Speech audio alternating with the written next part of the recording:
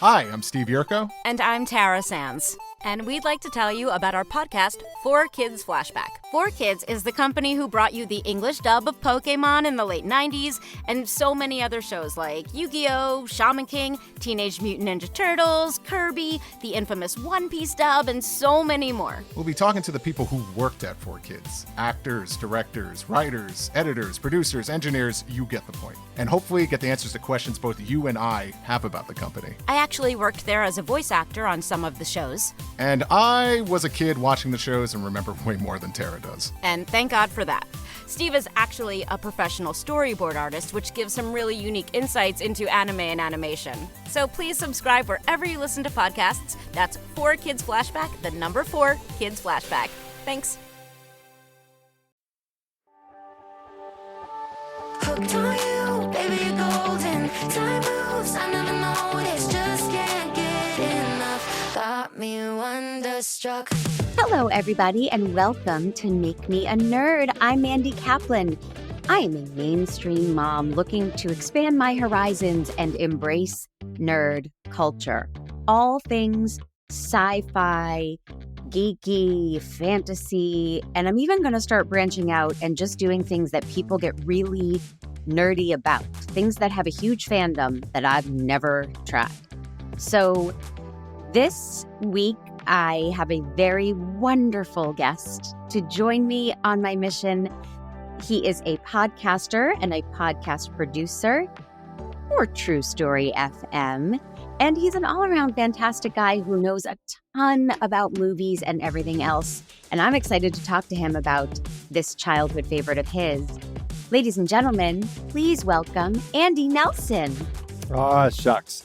Yes, I'm thrilled to be here chatting with you, Mandy. I'm very much looking forward to talking about this movie. And, I love talking about movies, so this is a great one to talk about. I'll be the judge of that. Oh, right. Yes, it's my podcast, Andy. Slow your roll. No, so before we start talking about The Last Starfighter, which is our topic at hand, I last week read the graphic novel of The Watchmen. Okay. And my very special guest, Adam Rose, who is a writer of comic books and graphic novels, I admitted to him that I almost just watched the series because it was such a dense book. I was like, I don't think I can do this. And he said, oh, well, the series is completely different. Yeah. It's not the same thing at all. Have you seen The Watchmen on HBO? No, I haven't 2019. Seen it. I've seen the movie adaptation of it, and I've read the graphic novel a good number of times, but I have not watched the series yet. I've been conflicted about pushing play on it, but because I enjoy the film and mostly I enjoy the graphic novel so much. Right. And this is just almost unrecognizable from that. But I just watched. Did you watch some of it? I just watched the first episode. Okay. Because I'm a nerd, Andy, yeah, there you go. And now I'm not just dipping my toes in. I jumped into the shallow end there, and I watched the pilot, and I will watch the rest. It's fantastic.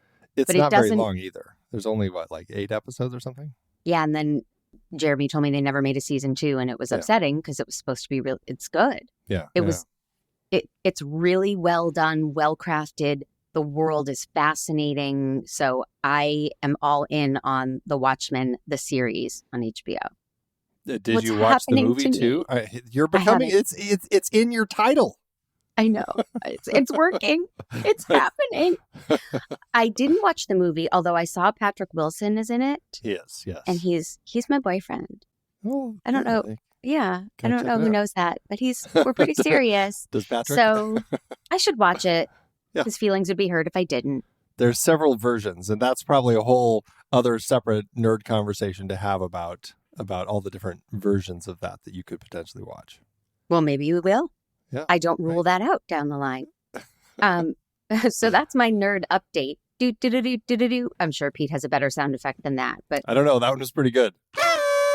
Tell me about your nerd history. Did you grow up into nerdy things? Are you not really into nerdy things? What's your relationship with all of it? Yeah, I'm very much into nerdy things. I've always, from being a young kid of the 70s, Star Wars was instantly something that I was drawn to. playing with Star Wars action figures, going to see it in the theater when I was just 4 years old, and just have always loved that universe. I've always loved kind of those sorts of sci-fi stories. And then I also really got into fantasy. There's a period in middle school and high school where like all I would read were fantasy novels, and I just got into just kind of like devouring those and playing Dungeons and Dragons and the whole thing. So I was in it, and I was in it deep. And my and then I started also getting into horror movies, and that's a whole other side of nerd culture that I developed over time, and then deeper and deeper into movies. And now I just love, all sorts of movies, but I've always held a place in my heart for all the nerdy ones. Well, the horror thing is interesting because I wouldn't think of horror as a nerd culture thing, but the fan base is so obsessive. Yeah. And that almost makes it nerdy. I think so. You know what I'm saying? It flips back around. Right. There are people who are very deep into their horror films, and Tommy Metz, we're looking at you. And you go to different conventions, and you'll see all sorts of sci-fi, fantasy characters, actors, directors, and horror people as well. That's a whole other thing. There are whole horror conventions. Yeah, they have one here in Phoenix where they've got all of the greats kind of coming through there and just being a part of it. I haven't. It's never on a weekend where I'm able to go, but I'm always itching to try it one of these days. Yeah, because I do like horror. I think I like more mainstream horror. Like I'm nuts for that movie Smile. I can't wait for the sequel. But I know I'm supposed to watch the Babadook. That's what Tommy talks about, and they reference that in the new Screams. And I know that's a more a deeper cut, I guess. But have you seen Strange Darling? That's what you should go see. No. Yeah. Oh, it's in theaters right now. Check it out. I like horror.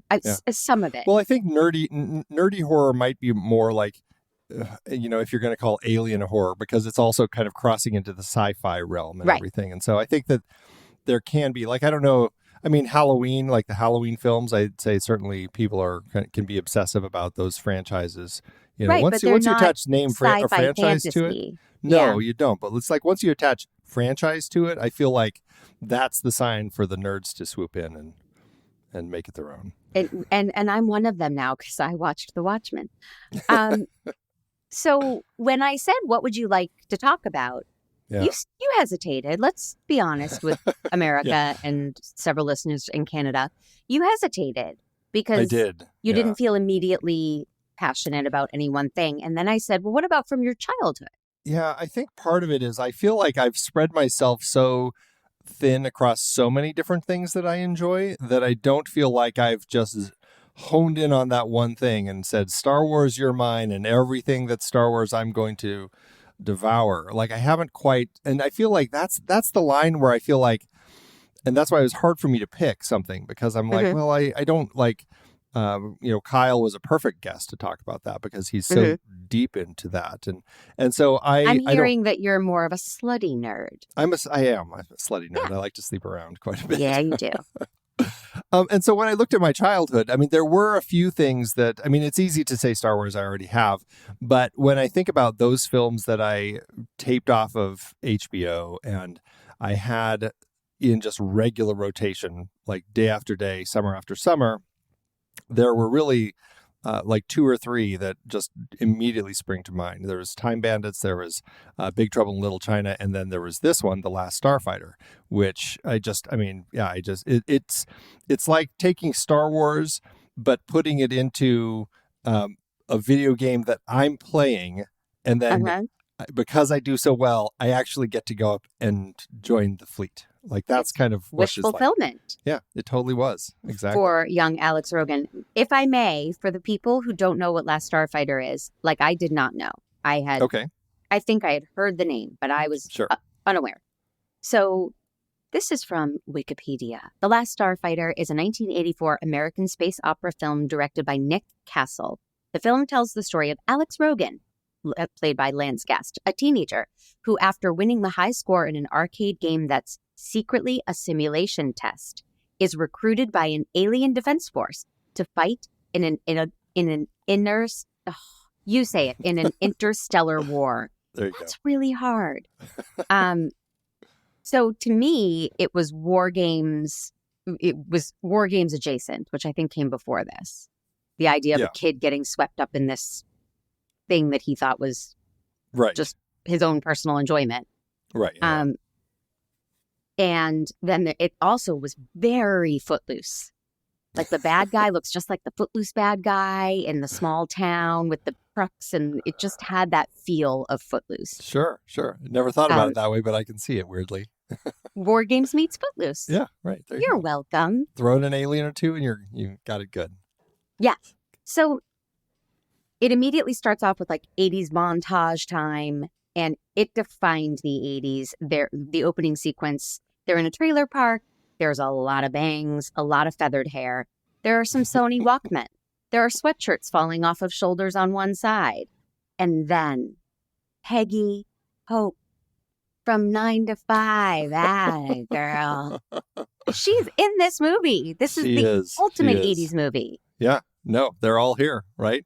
Yeah, yes. She's one of the residents of this trailer park, and it's fun to see all of these people and they're like Granny and just like they're all of the typical sorts of faces that you would expect in a place like this, and like I'm gonna miss my soaps. Yeah.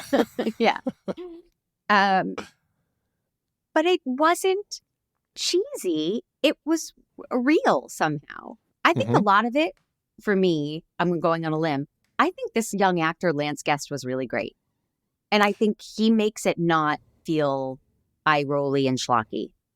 Well, and I think that's some of the script, but yeah, Lance Guest and Catherine Mary Stewart, who I was just in love with when I was a young kid, they have what feels like a genuine relationship, and like the back and forth of their story over the course of the film, whether it's him and her, or her and the beta Alex, and trying to figure out where Alex is and all of that, and then building to that end. And it's just like it's also that sort of story where it's like these are people who have a dream, they want to get out, right? They don't want to be stuck in this trailer park. They feel like there's more for them, and Alex is ready to do that, and they want to do it together, but she's like, I'm afraid to leave. And she admits that at the end. She's like, I think I'm just afraid to leave. And I think that's a hard thing. And I think that's relatable to anybody, because it doesn't have to be to outer space. It can just be leaving to the city. And I think that's what makes, for me, the core of that relationship so grounded and solid, and work. I think it works so well for anyone who's watching it, because they're just a genuine couple. And I just have always felt that with them. Well, he says, when he is called to this great mission, which we'll obviously get into, but he says to Harold Hill from The Music Man, I'm just a kid in Victor Park. Yeah. And Robert Preston answers, if that's how you think, that's all you'll ever be.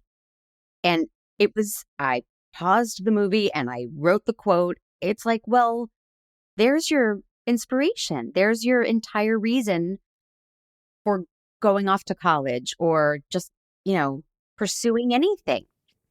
And I tell you, that line has never left me. Like, I have remembered that line and that quote from this film my entire life. And I can't say I've always lived by it, but I do try to live by it, because I think it's such an important message, and it's such a simple message, but it speaks to that idea of looking at how you perceive yourself and what you think you can actually accomplish. And I think it's powerful. It's a lot more powerful, that I think, than people necessarily gave it credit for at the time. Well, what was the vibe of this movie? I had a little trouble. Is it making fun of itself? Is it supposed to be a comedy? Or is it supposed to be a genuine adventure like a WarGames? I was tonally confused. It came out post Star Wars, and there were a lot of these films post Star Wars that were kind of these Star Wars ripoff types of films, just like Piranha came out after Jaws, because it was kind of the Jaws ripoff, and there were many of those. And like Piranha, which many people say that's the best of the Jaws ripoffs, many of the critics said this is the best of the Star Wars ripoffs.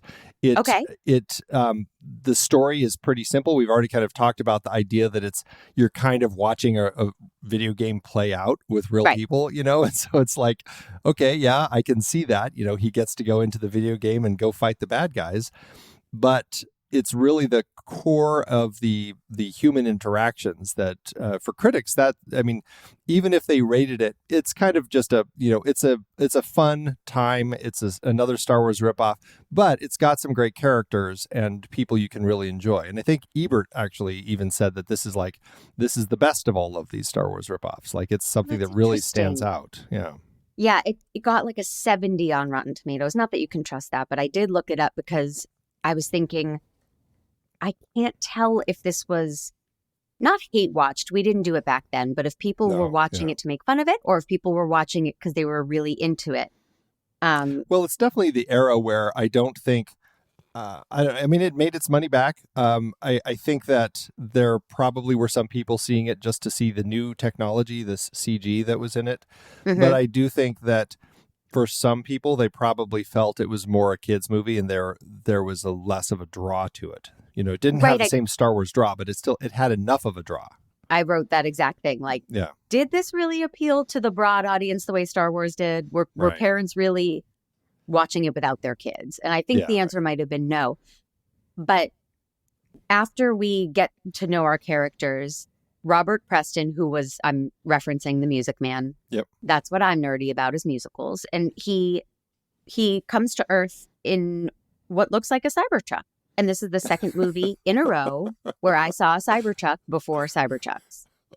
It was actually, I don't know if you've crossed Blade Runner off of your Make Me a Nerd list yet, but that certainly should be on your list. And all right. This car was actually taken from the models that they used in Blade Runner, and they just modified that because that came out a couple years before, and they just modified it a little bit to make it slightly different for this film. So okay. Well, so they all kind of have that same boxy look because of that. Yeah. And I watched Aliens last week, and that's a Cybertruck looking thing. Right.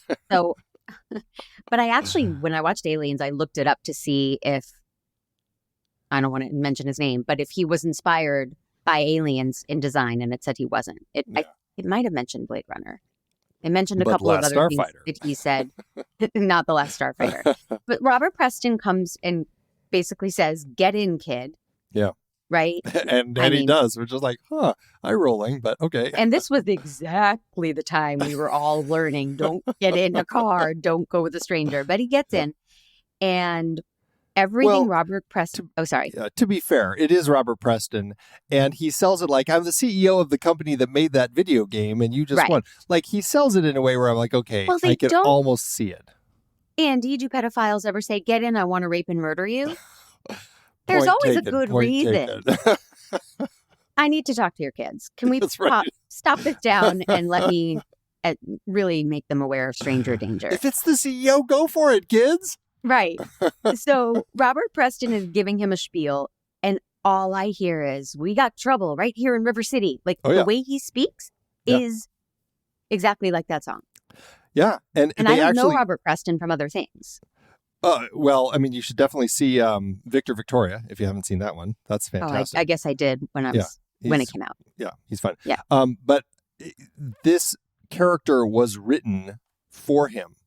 They wanted him to play the part, and they wanted it to feel like Harold Hill from The Music Man. And so it very much does, and I have a blast. In fact, I mean, I love The Music Man. This film was my first experience with Robert Preston, and I think, I love The Music Man anyway, but I think I love it that much more just because he's in it, because of this film. Don't tell anybody, but I hate The Music Man. I couldn't get the rhythms and the cadence out of my head when Robert Preston's speaking. But he's very charming, and he plays a guy named Centauri, and he seems like an older rich guy who picks up the kid, and then he rips his face off and takes his eyeballs out and wipes them like my papa used to do with his glasses on his shirt. And it's just, it's goofy. Yeah, that would be scary in real life. But in this movie, they played all of the scary moments with a lightheartedness that I think 6-year-olds could handle. And I think some of that is Lance Guest, going back to him. He's not playing off of that like he's freaking out and panicked, right? Like, I mean, he is like, hey, what's going on? Like, why are you shutting me in your car? But then he's allowing it to like have conversations, and he's, I think, more hesitantly curious than he is scared. And I think that allowed us as the kids watching the film to not necessarily be scared that like it was going to be some creepy horror thing. But it was actually like, he's curious. He wants to know more. He's just a little wary. And I think that's kind of how we felt. Yeah. The tone of it, this is a random tangent, but the ROUSs in Princess Bride, they are scary.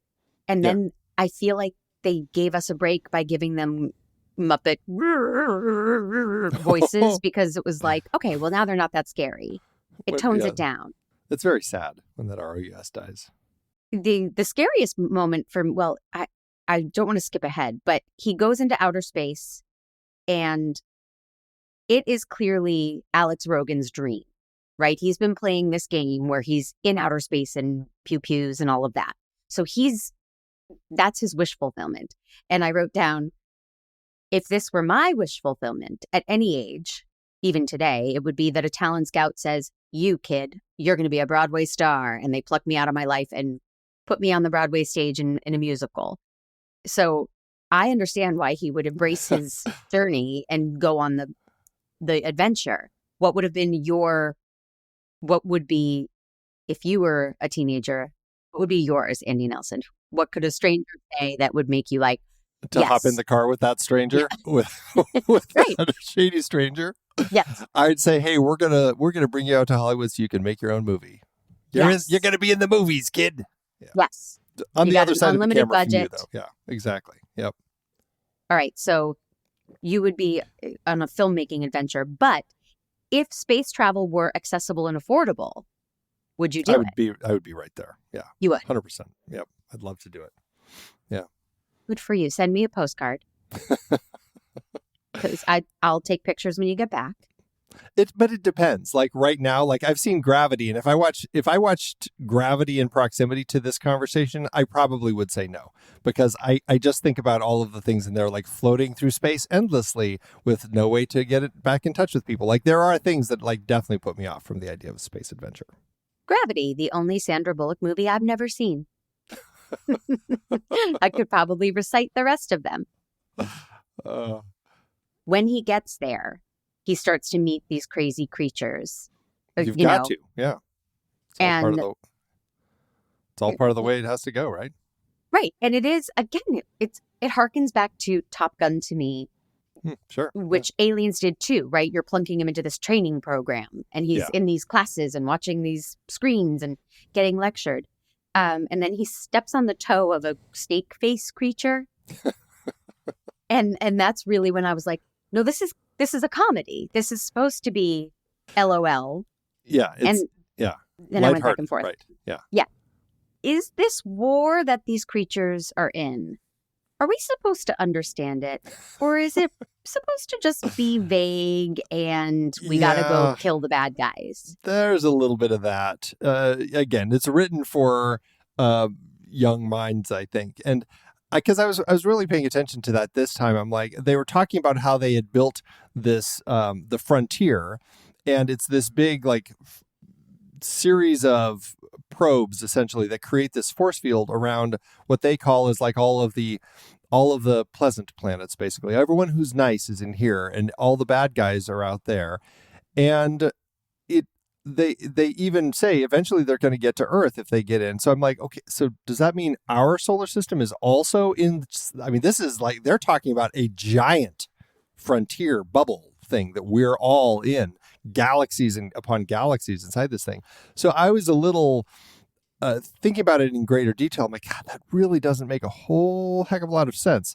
I guess it's okay because it's not written to be examined too deeply, I think. Yes. I mean, I got them bad, we good.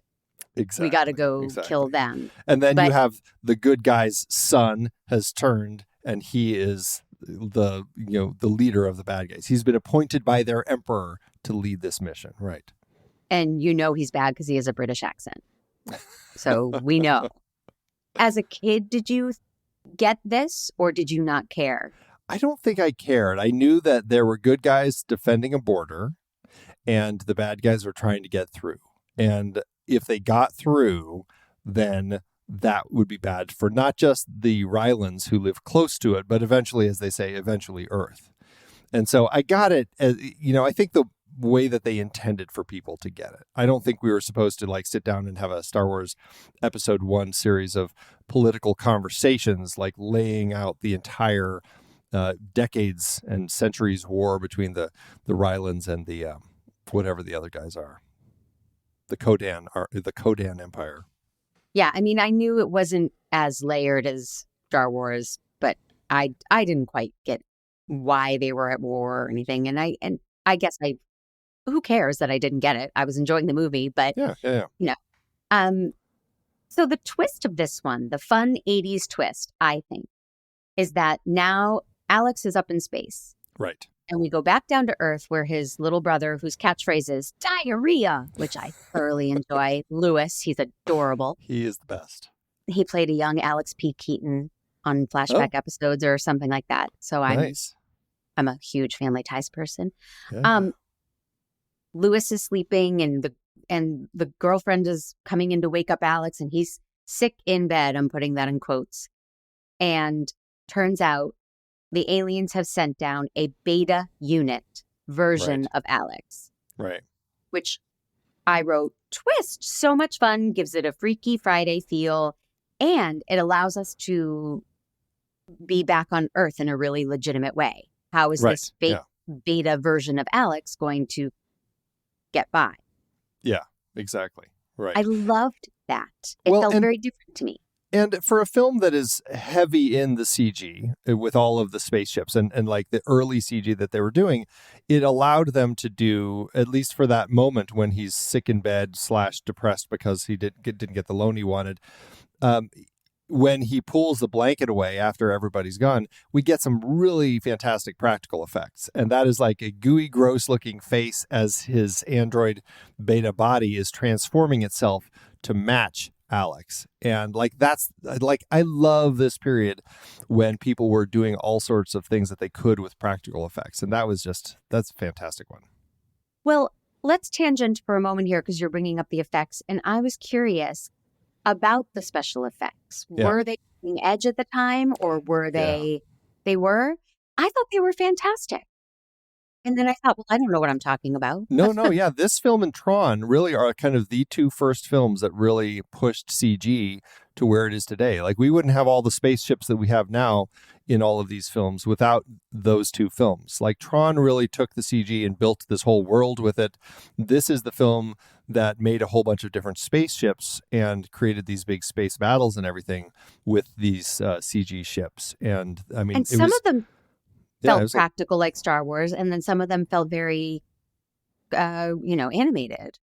So, some of the effects. Yeah, I think they all were CG. I'm trying to think if there were any that were practical, because that was the big thing with this one, is trying to figure out how can they do this and what's the complexity level to actually, like, how many computers are they going to have to spin up to produce all of these effects? And it was quite a bit of work to do. And they did a great job with it. And it was one of those things that definitely stood out because, especially at the time, especially for kids, like I didn't even notice that stuff. I just thought it was right in line with Star Wars. I think as I got older, I could start seeing the way that the CG looked versus the way that the models looked in Star Wars. But at the same time, it's just like, I don't know. I think that they're doing a great job of making it look, mostly doing a great job of making them look like real ships flying around, Yeah. For 84, yeah. Your mind must have been blown as a 10-year-old watching this, right? Oh, it's man. hard not to look back through our current lenses and roll our eyes at some bad CGI, what is now considered bad CGI or fashion or whatever. We're looking at it from our modern stance or modern place. But at the time, was this just the coolest? Oh, I mean, once we got to that death blossom at the end, I was just like, that is the coolest thing I've ever seen. I've never seen a spaceship do something so cool. And what is that? That's that final thing that the ship does. They're like, they don't have enough power to destroy all of the enemies. So they go, we got to do the Death Blossom. And they flip all the switches. They have to wait long enough for all the ships to get close enough to get within range. And then they flip all the buttons and the ship just, it's like a firecracker, just spinning in all sorts of different directions, blasting stuff everywhere. Just one of the coolest things ever. When they have a few shots of all the bad guy ships in a row, flying, and it really looked like Space Invaders. Yeah. Wasn't that the game, the video game from back then? Yeah. With where the ships were all, yep. Yeah. So that felt like a nod to me because this was supposed to be a video game. It's not a real video game, The Last Starfighter, right? Or did they make it one? I'm sure they did. Yeah. Oh, absolutely. Yeah, they totally made this a video game that came out. I want to say it was right around that same time that this movie came out. I want to say it was popular enough. And I'm trying to remember if it was actually an arcade game or if it was one. I'm trying to look. I think it might have actually just been an Atari game, actually. Really? So, or it looks like they promised it and then didn't deliver it, actually, is what happened. So it never, they never ended up making it. Yeah. When I win the Powerball, I'm gonna finish that process for you, and I'm gonna get you this video. Actually, now it looks, I take it back. They did finally get it in 1990, so it took them 6 years, but they did make The Last Starfighter. It was a different. They took basically all they did. They took another game, labeled it The Last Starfighter, and released it on the Commodore 64. So that's not quite the okay. same. That's not okay. No, and I had a Commodore 64, which I've talked about on the podcast before, so I won't go into it now, but it sucked. It wasn't no Atari. I will tell you that. Yeah. So back to our story. Now we have Beta Alex trying to take over real Alex's life and failing. He's not really convincing people he's really Alex, and they look the same actor, Lance Guest. And then in the middle of the night, something goes wrong. He gets something in his ear and he takes his head off. And as a parent, I was so traumatized for little Lewis, who's like, Alex? And Alex is like, go back to sleep or I'll tell mom you have porn magazines. And it was funny, but all I kept thinking was, no, Lewis will never recover from seeing his brother take his head off. That's funny. That's funny that's where you went. Worried for his safety, for poor Lewis. He went through a lot in this movie. Yeah, that's the one where he says he was having a bad dream. It was when there were the two Alexes in the room because Alex comes back, he quits the the Starfleet Academy and comes back, and the two of them are arguing, and that's when they talk about like, I'm going to tell mom about your Playboy magazines. But yeah, it's the other one is like, you're having a bad dream, go back to sleep. Oh, okay. So I mean, it was funny. Maybe it is, and maybe it's not as traumatized because he's just like, I'm just having a crazy dream. Right. So I was very into the Beta unit because I thought Lance Guest was a little more wooden, seemed a little confused. I thought he was giving a really great performance, but I said he definitely asked his hairdresser for the Joe Polna check. Do you know the reference? You know what's funny about this, about the Beta unit?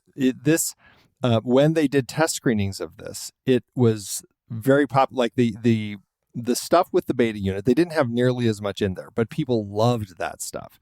And so they wanted to add more. I don't know, I'm assuming it was like a studio dictate, put more of the Beta unit in there. And they had to go reshoot more with Lance Guest, but he had cut his hair for a different shoot. That's what I was seeing. Yeah. Yeah. They cut his hair and he was sick. So he's carrying himself a little different and he's wearing a wig. That's the stuff I love. That's the Blaine from Pretty in Pink, which has come up for me before. Yeah. Right? Andrew McCarthy says, yeah, I didn't have the same hair, so they put this weird wig on me. Right. Yeah. But I really enjoyed all the Beta stuff too, and good call from test audiences to put more in. Because watching real Alex try to battle, with the Beta, they weren't enemies, but it was just interesting. And the Beta unit doesn't know how to kiss. So the girlfriend is, annoyed and like, where are you? You're not even with me mentally and you're emotionally detached. And also like he didn't know like that putting a tongue in your ear was a form of like a foreplay sort of thing. And Neither this was did the I. first time. I've learned this a is lot. This was the first time I had ever heard of that as a young boy. I'm like, that's something that you do, Yeah. Ew. right? My son used to call it when he would see couples or people lean in for a kiss in the movies. And if it was anything with tongue, Mm-hmm. he would say, "Oh, they're eating mouths." And I just thought that was so, it's like, yeah, It's a very they are. vivid way to describe it. It works quite Right? well. Yeah. Okay. If we could take a moment and do a scene, we're going to reenact a scene. I'm going to Okay. give you a line, and I think you'll know the next line. Are you ready? They are. I hope so. So Grig is the reptilian-like alien who partners with Alex, and the two of them have to finish this battle by themselves. Right. Right? And poor Alex is like, this is your plan? Like you and me in a little pod, and we're going to save the universe? And it's pretty funny. And Alex questions this plan, and Grig says, I'll have it all figured out by the time we reach the frontier. And Alex says, When's that? Right? what? Oh, Andy, it's what's that? Because then we hear weep, weep, weep, weep, weep, weep. Yes, And what's that? The frontier. Yeah.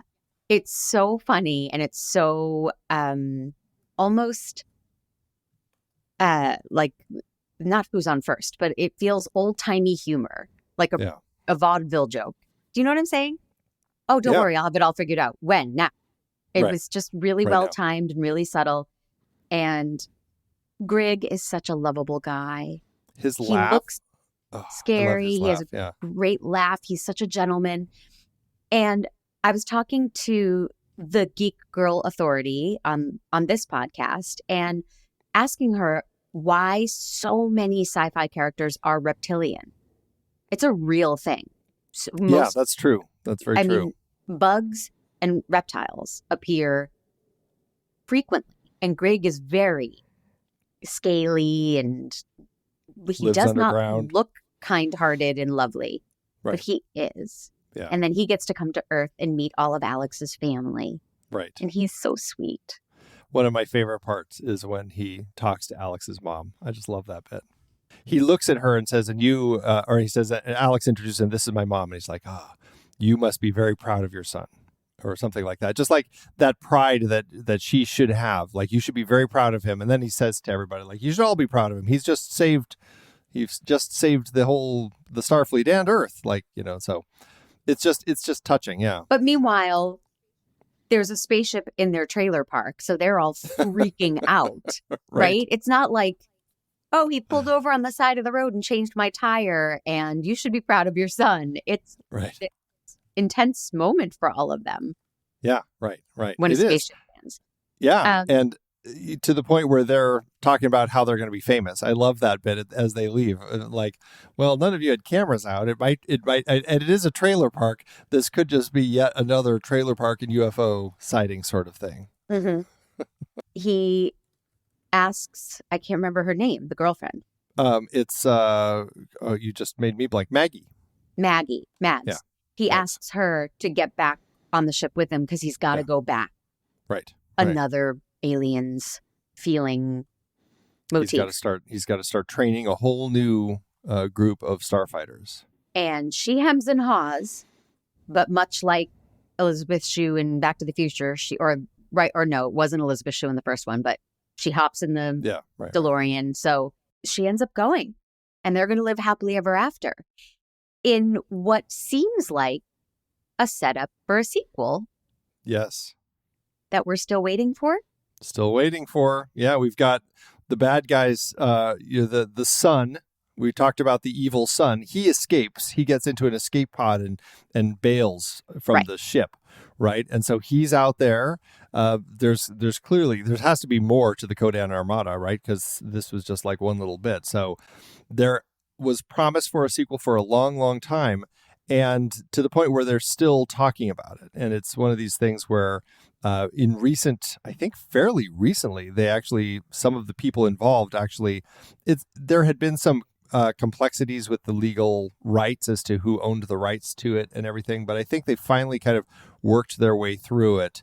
And I think as of a couple years ago, one of the people actually posted like some concept art, on their reel on YouTube. Like on their on YouTube. I was going to say on their Instagram page, but yeah, so they started putting some stuff out there. So, and I think it's The Last Starfighters is what they're tentatively looking. Did you watch it? I did when it came out. It was that was a few years ago. It just it's like there's nothing to it. It's just pictures of like a spaceship and a field, and it's hand drawn, and there's music. Yeah. And when it started, it was like, this is presented by so and so, music composed by so and so, and I was like, ooh, I'm about to see some real cool stuff. And then, as the kids say, womp womp. It just felt like they didn't really have anything. They just wanted to put something out in the world. Yeah.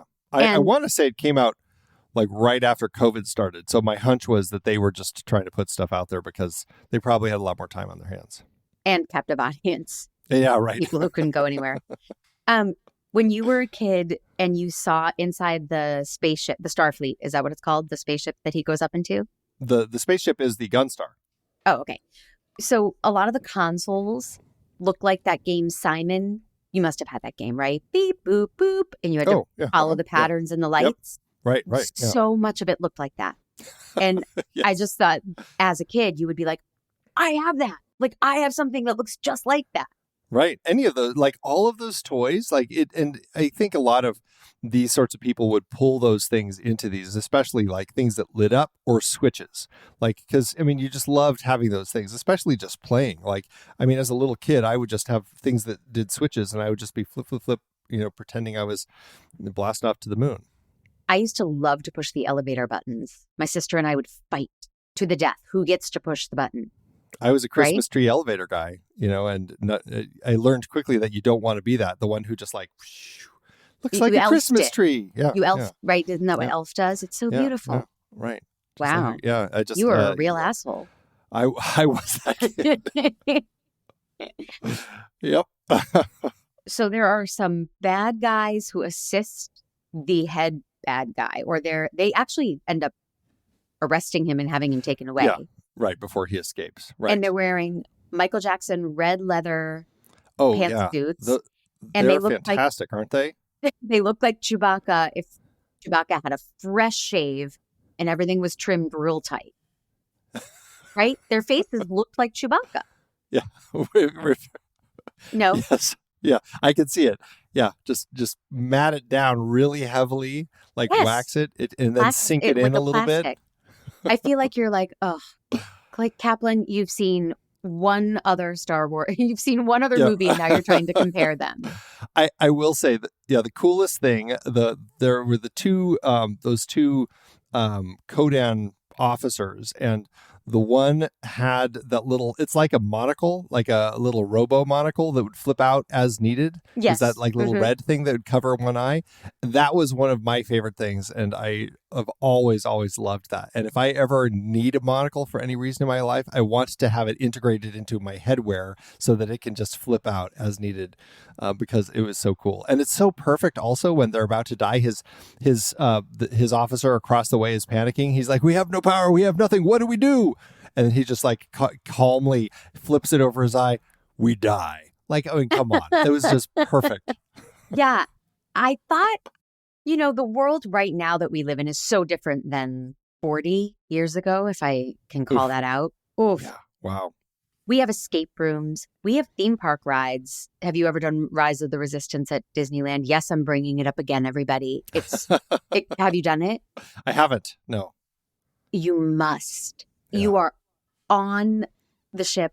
You are there watching Vader have a meeting, and it's the world is so real and tactile, and you feel like you're really there. It's really special. But theme parks and escape rooms, and I wrote something else that we get to do now. During COVID, they started those experiences. So if you like Stranger Things, you can go pay a lot of money to be, go through the town and see the inside out or whatever, the upside down. Inside out. I did see some of Stranger Things, I swear. But back 40 years ago, as we didn't have that possibility. An amusement park ride was just a roller coaster. We didn't get to say, well, I'll go to Harry Potter World and be at the school. I mean, this was his chance to do that. It was such an inventive thing.